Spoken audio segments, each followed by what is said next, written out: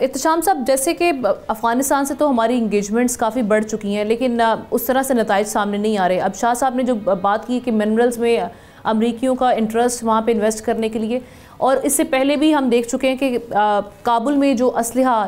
2021 में अमरीकियों की जानिब से इनखला के वक्त छोड़ दिया गया था, वही अब TTP इस्तेमाल करिए दहशत गर्दाना हमलों में, और पाकिस्तान ये मामला हाईलाइट कर चुका है। तो कितनी बड़ी अपॉर्चुनिटी होगी कि ये अमेरिका के सामने इस चीज़ की एक तो याद दहानी कराई जाए ताकि वो इस मामले में कोई काम करे, और एक तो ये असलहे से जब डीवेपनाइज वहाँ से किया जाएगा तो ये मामला काफ़ी हद तक बेहतर हो जाएगा। दूसरा, अफ़गान गवर्नमेंट पे, अफ़गान तालिबान पर किस हद तक प्रेशर बिल्ड होगा?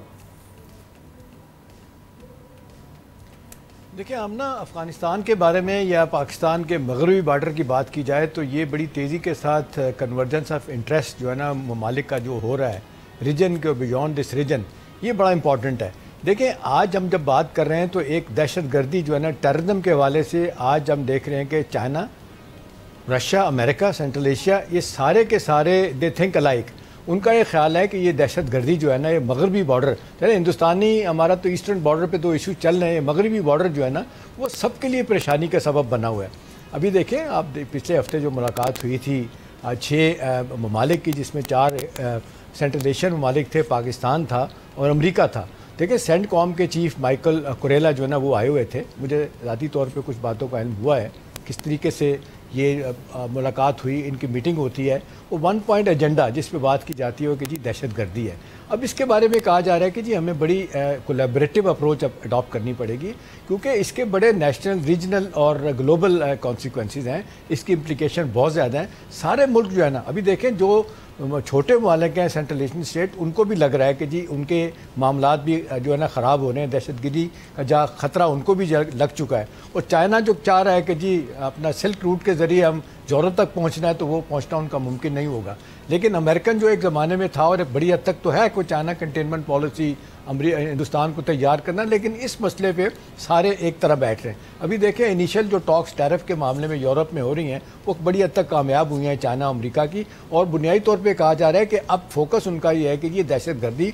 और ख़ास तौर पर ये जो कहा जा रहा है अफ़गानिस्तान में सेफ हेवन है, इनके ख़ात्मे के लिए जब सस्टेन बुनियादों पर अगर काम नहीं होगा तो पाकिस्तान के अलावा बाकी जो ममालिक हैं सेंट्रल एशिया के, और फिर उसमें ईरान भी आगे आ जाएगा, टर्की भी, ये अपने कंसर्न का इजहार कर रहे हैं। देखिए, हम ना तेज़ी के साथ तो जो चीज़ डेवलप हो रही है ना, कंसेंसस बन रहा है, और पाकिस्तान ने न सिर्फ माइकल कुरेला बल्कि चारों जो और सेंट्रल एशियन स्टेट थे उनको बाकायदा सबूत दिए। वही सबूत बड़ी हद तक जो हम देख रहे हैं कि मोहसिन नकवी साहब दे के आए हैं, उससे पहले इसहाक डार साहब अफ़गान तालिबान को दे के आए हैं कि किस तरीके से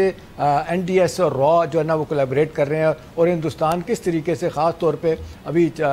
ऑपरेशन संदूर की भरपूर नाकामी के बाद अब उनका फोकस यह है कि पाकिस्तान में दहशत गर्दी को आवाज़ दी जाए। तो मगरबी बॉर्डर के हवाले से अच्छी बात हमने जो पहली दफ़ा देख रहे हैं, चाइना और अमेरिका का इंटरेस्ट एक जगह होना, और वो माइकल कुरेला ने जो आके बातें की हैं बड़ी इंपॉर्टेंट है। उन्होंने कहा कि जी हमें बड़ा वाज़ेह तौर पे लग रहा है कि ये खित्ता अब जिस तरीके से गर्म हो रहा है और दहशत गर्दी का ख़ात्मा यहाँ पे नहीं हो रहा, और मुसलसल पाकिस्तान भी शिकायत कर रहा है, चाइना भी शिकायत कर रहा है, सेंट्रल एशियन भी स्टेट भी शिकायत कर रही हैं। तो इसको रोकने के लिए हमें एक कोलैबोरेटिव अप्रोच अडॉप्ट करनी पड़ेगी, जिसके लिए कंसेंसस हुआ। अब ये है कि जिस तरीके से सबूत पाकिस्तान ने पहले अपना देख रहे हैं कि चाइना और अमेरिका और बाकी ममालिक को दिए थे, अब इन सेंट्रल एशियन स्टेट्स को भी दिए। उनकी तरफ से भी कहा जा रहा है कि पेपर जो है ना वो एक दूसरे को दिए गए कि जी हमने दहशत गर्दी के हवाले से क्या करना है। तो हम ना इस वक्त तो सारी दुनिया परेशान है। उसके अलावा हम ना देखें ना, अब जिस तरीके से प्रेसिडेंट ट्रंप को आप जो कुछ मर्जी कहते रहे कि जी लावाली हैं, ये हैं, वो हैं, लेकिन उनका फोकस तो है कि जंगें नहीं होनी चाहिए, दहशत गर्दी का खात्मा होना चाहिए। वो अमेरिका फॉरएवर वॉर से निकलना चाह रहे हैं। वो कहते हैं जी भले $2 ट्रिलियन की हमारी डिफेंस जो है ना वो हमारी इंडस्ट्री है, लेकिन हमें दुनिया में अमन कायम करना है। 26वीं दफ़ा उन्होंने कल फिर कहा है कि जी मैंने जंग बंद करवाई है, और फिर कंबोडिया और थाईलैंड के दरमियान भी जंग बंदी की बात कर रहे हैं। तो उस सारे तनाज़र में मेरा ख्याल है जो विन विन सिचुएशन आमना बन रही है, वो बड़ा शदीद दबाव आने वाला है मज़ीद जो है ना तालिबान हुकूमत पे। देखिए, उनको रिकगनाइज़ कोई नहीं कर रहा, रशिया ने कर लिया है, लेकिन एक जिसको कहते हैं ऑलिव ब्रांच ऑफर की है पाकिस्तान ने भी और सऊदी अरब ने भी कि अगर आप बिहेव करेंगे तो हम भी शायद, वैसे तो एम्बेसडर लगाए हुए हैं हमने वहाँ पे, लेकिन यह है कि अगर आपकी तरफ से दहशत गर्दी का खात्मा नहीं होता और एश्योरेंसेज नहीं दी जाती तो फिर ये तो अबूरी हुकूमत 3.5 साल की जो होगी इसको कोई भी तस्लीम नहीं करेगा। सब्सक्राइब करें और बेल दबाएं ताकि कोई खबर रह न जाए।